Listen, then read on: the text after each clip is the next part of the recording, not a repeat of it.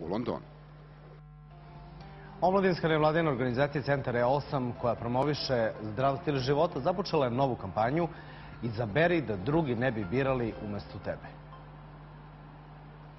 Kampanja Izaberi da drugi ne bi birali umesto tebe Centra E8 bavi se aktivnim učešćem mladih, tako što ih podstiče da iznesu svoje zahteve prema budućoj gradskoj vlasti i pokušava da omogući dvosmernu komunikaciju između mladih i političkih stranaka, a sve to preko internet platforme www.izaberi.rs. Oni mogu da snime svoj video, mogu da slikaju nešto i da ostavaju komentar uz tu sliku, mogu da napišu blog, mogu da komentarišu predloge ostalih mladih ljudi i prosto na taj način da naprave neku i komunikaciju sa sobom, a i kasnije u kampanji i komunikaciju sa kandidatima i kandidatkinjama političkih stranaka i na taj način prosto da iznesu svoje zahteve. Kampanja će se odvijati u 4 faze.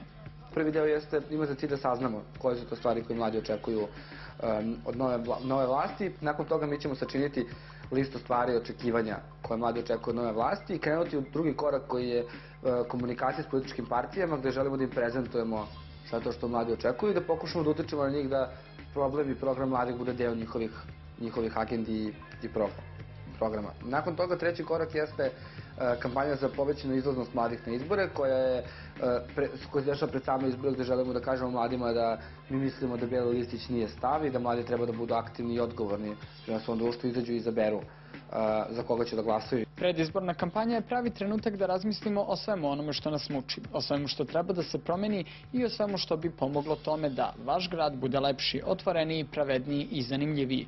Poručuju iz Centra E8 uz obećanje da će svi predlozi i poruke stići do onih koji se direktno pitaju i odlučuju.